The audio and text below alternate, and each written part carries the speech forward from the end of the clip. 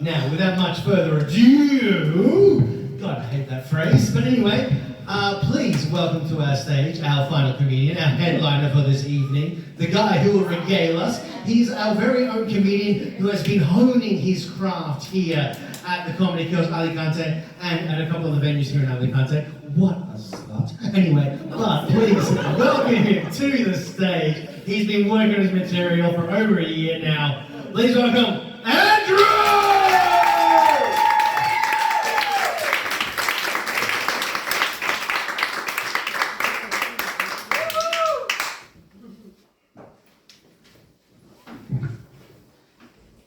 Give a hand for David. Give a hand for George, not that he needs another one in his angry life. Good to see you all. Thanks for coming out. What are you doing here? No, seriously, what are you doing here? It's Euromania at the Montaditos. You know what that means, right? Montaditos for €1 every Sunday and Wednesday. The deal's so exclusive, it only comes around twice every week. You guys like the Montaditos? Like it or not, you have to admit it's kind of a socialist experience. Each Montadito is equally disgusting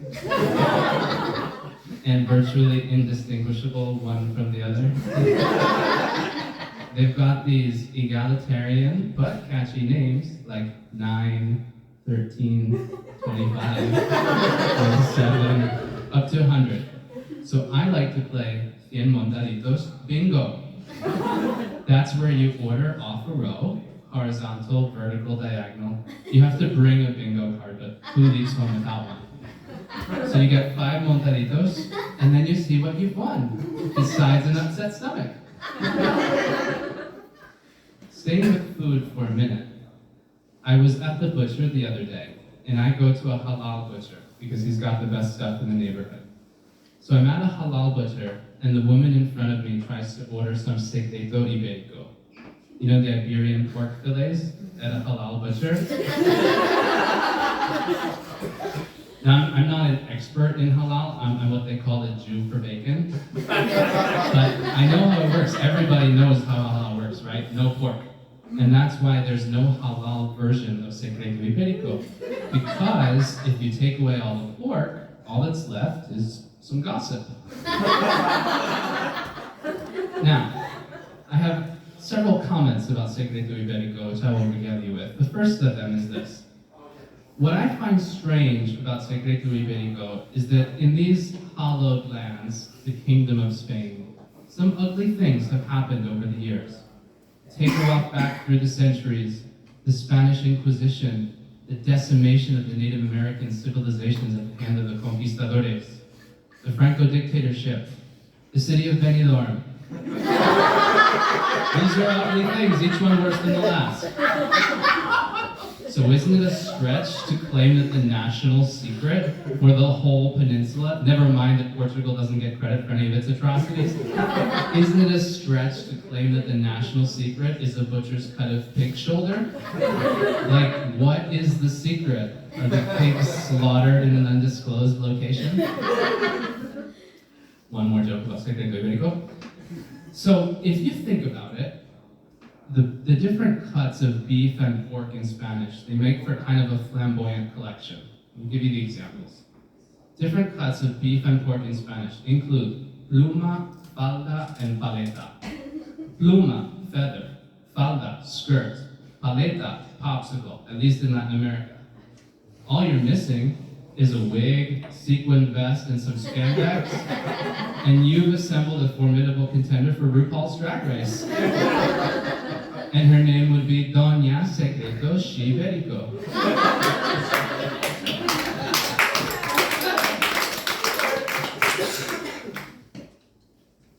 My cue card says, introduce yourself. My name is Andrew. My name is Andrew. What else does it say? My name is Andrew. My Instagram handle is Jokesbyandroid. You can find me later. I'm going to explain the Android bit. Because people don't know that before Android was a consumer brand with the creepy robot logo, it was a science fiction term referring to human-like automatons. That's me. Present, analyzing. I've always felt different from other people because in situations that call for socializing and interacting, I prefer to hang back, observing, judging people. Just like I'm judging all of you right now. If you should laugh at one of my jokes, I think these people, they have exceptional taste. And if you don't, I'm compelled to conclude that everything your in-laws say about you behind your backs is probably true. I'm from Philadelphia in the United States, the city of brotherly love. Now I bet most of you probably couldn't pick out Philadelphia on a map, but I'm confident you could find it in the dairy aisle. The supermarket. Queso Philadelphia. It's a category leader. Right. Now I don't deny that cream cheese, that's what we call it, cream cheese is indispensable for breakfast, lunch, dinner, dessert, and life itself. But spare a thought for my city's other contributions. Ben Franklin, citizen, inventor, statesman, the Super Bowl champion Philadelphia Eagles, go Birds. The Fresh Prince of Bel-Air. In West Philadelphia, born and raised. Beloved sitcom launched the acting career of Will Smith. Some of you cheered and I thank you for it. The rest of you were like,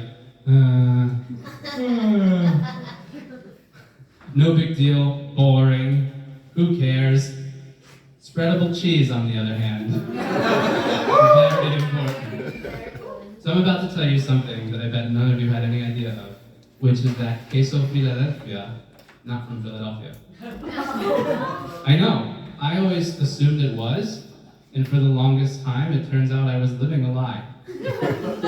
So the story goes that when cream cheese was invented in the late 1800s in New York, that they included Philadelphia in the brand name because the city at the time was synonymous with quality dairy products. That's all well and good, but I think that the inventor was just a little bit nervous that maybe people wouldn't like it. So he thought, let me hide behind something else and divert their attention. People would come up to him and he'd say, cream cheese? No, never heard of it. It's got nothing to do with me. I guess they make that down in Philly. But hey, you should try it. I bet it goes great on a cracker with tomato and cucumber. Just a hunch, please refrigerate. They could never use that strategy nowadays because Philadelphia today is known mostly for a heroin epidemic and ill-tempered sports fans. So the quality angle wouldn't play unless they were launching the Philadelphia overdose or the Philly skepticism. Excuse me, I'm very thirsty. People ask how Alicante compares to my home city. And one of the things I always talk about with Alicante and really any place in Spain is how walkable it is, how easy it is to get around. Now, my affinity for a good walkabout did get me into trouble once when I confused the Spanish word for pedestrian, someone who walks around, just peatón, with another word that sounds similar in Spanish but means something completely different. Pederasta. Oh boy. That means, anybody want to shout it out? Pederasta means a child molester, a pedophile. You're about to be regaled with another pedophilia joke. So, this was a long time ago, but still worth telling. I was writing a Spanish essay, an essay on a high school Spanish exam, and I was trying to talk about my student exchange, which had recently concluded in Madrid.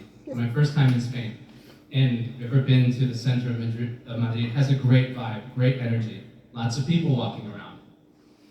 But due to my little mix-up, what I described instead was a hellhole that was more dangerous for children than Michael Jackson's ranch.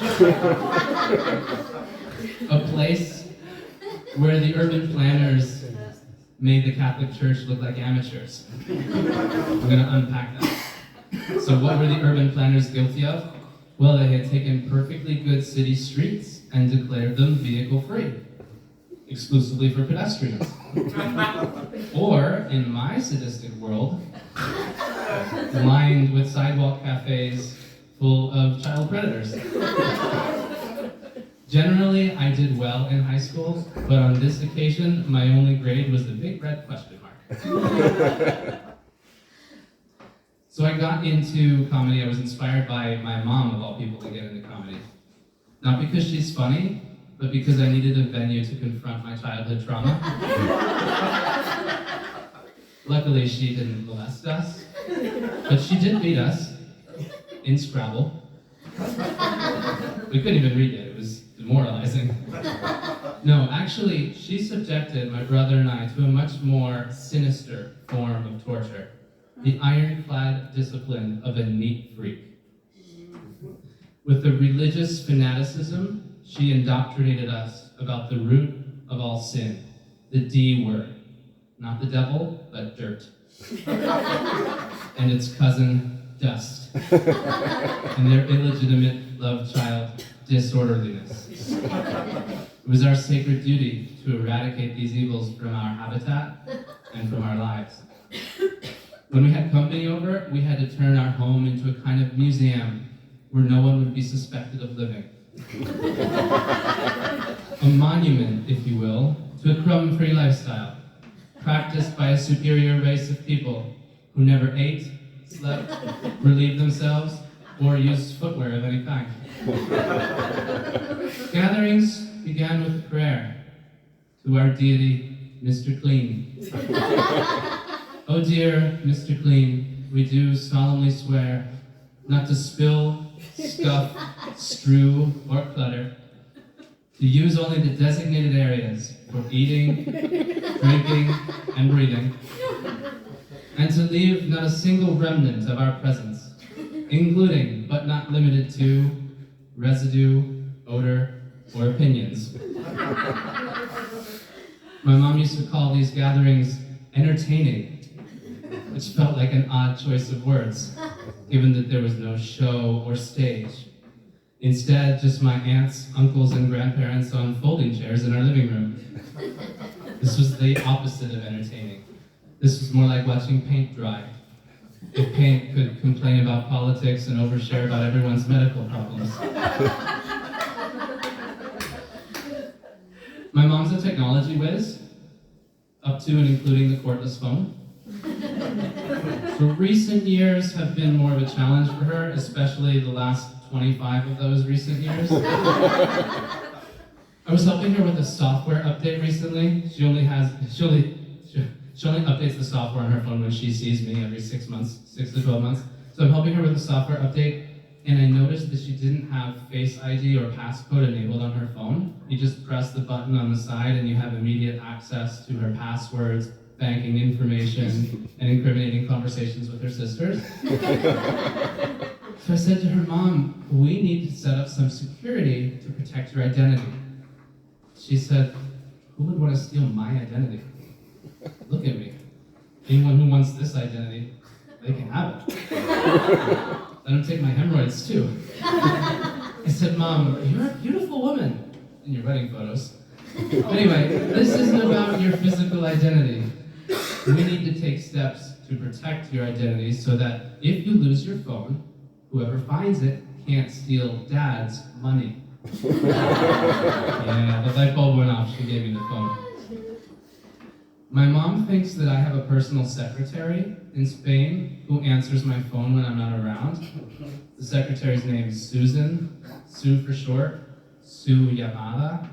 My voicemail greeting, Su llamada ha sido enviada por un sistema automático de mensajes de voz. Su llamada in Spanish means your call. So I get a voicemail from Mom. Hi, Andrew. I tried to reach you, but Sue answered again. I don't understand what she's saying, but she's very nice.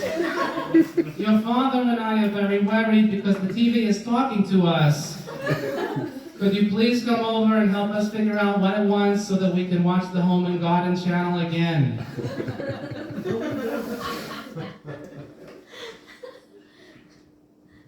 Mom is convinced that she has no weaknesses or character flaws. But she would want you to know that in the unlikely event that an anomaly were ever discovered, that it's my grandmother's fault. My grandmother, this saintly 95-year-old lady being blamed for other people's problems. My grandmother has never heard a fly. Her only error is that she's a pathological liar. So she talks about famous people she supposedly met and historical events she claims to have witnessed with absolute shamelessness. I don't know if you have anybody like this in your life, but she's sure that no one's always happens to me. Let's try again. That's that. Boom, boom, boom, boom. Sometimes it takes Technical support.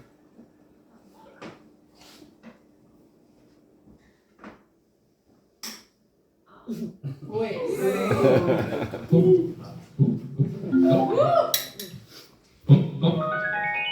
Now I get nervous. I realize that it only flashes blue when I'm talking. So my grandma, she knows that no one's going to correct her because of her age. But I have a strategy. I try to go one better. Sort of wind her up, get her started. So I'll say to her, "Hey grandma, tell me about that time that you invented the steam engine." She's an excellent improv actor. So her eyes light up with this prompt. She thinks for a minute. She goes, "Oh, the steam engine, it was one of my finest inventions. Nobody thought I could do it. But one day I went to my workshop and I said, steam plus engine, and there it was, the steam engine! And everybody was so happy, and all the reporters came, and my neighbors were so jealous." And that's what she's really after, her neighbors being jealous. Her neighbors who have the exact same house that she does, because all the houses on the block were exactly the same, except for the color of the door. And I guess she's hoping that her neighbors are gonna think, if only I could have the door in blue, my life would be completely different. Now I've got kids of my own. My oldest is 4, his name is Adrian. He's obsessed with his penis. So he wants to know who in his life has a penis, I guess so he knows who not to trust. So we go to visit a friend of his. Let's say we go to visit his best friend, Oliver. He says, "Papa, does Oliver have a penis?" "Yes, Adri, Oliver is a boy, so he has a penis." Then he asks about another friend. "Papa, does Valentina have a penis?" And I say, "Valentina is a girl, so she doesn't have a penis. Instead of a penis, she has a brain."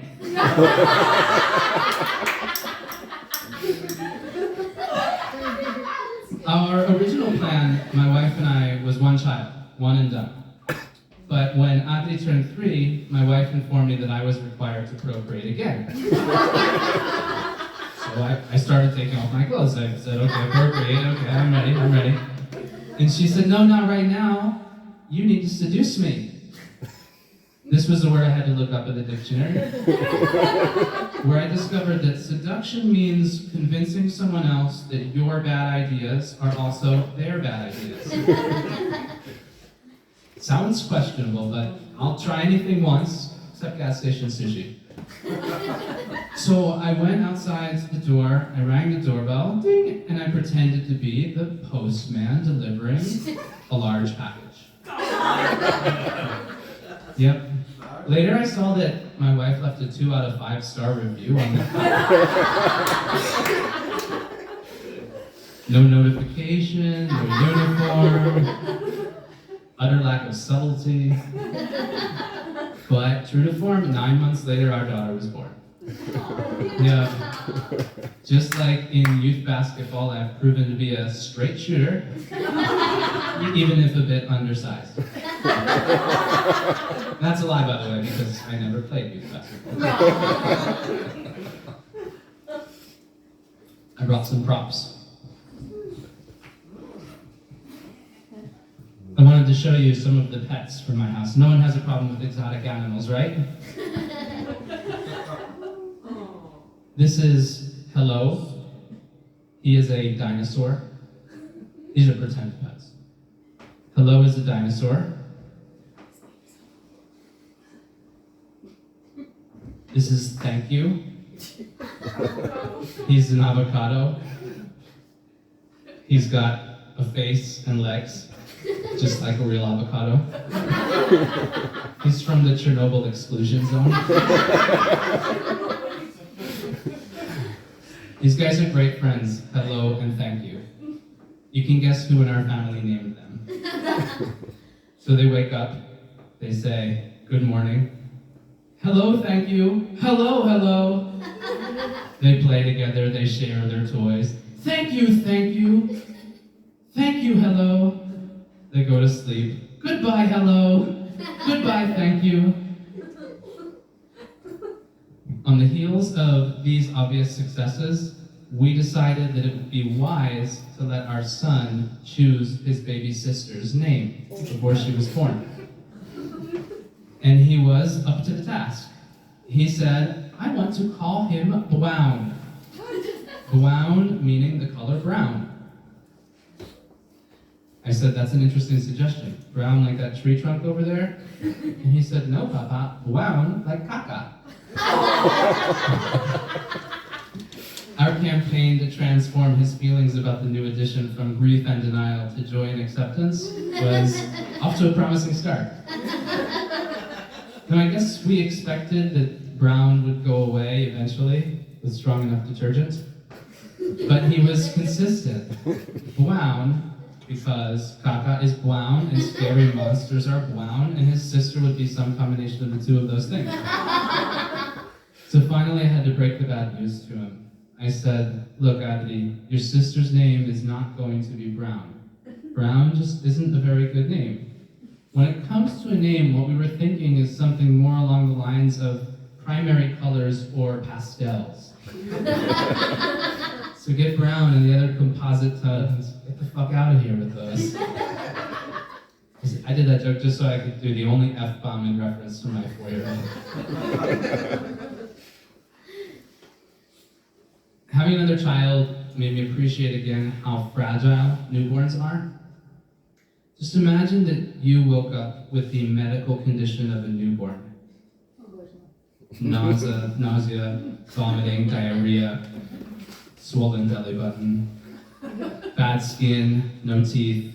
So it'd be like the worst day of your lives. Canceling brunch would be the least of your problems. Suppose you went to the hospital, what would they do for you? They would usher you into the quarantine zone quietly, all by itself, alert the authorities about the potential of a zombie attack in the area. When my daughter was born, she had all of these problems, but her only real issue was that she startled herself when she farted. That's all, folks. Thanks for coming out.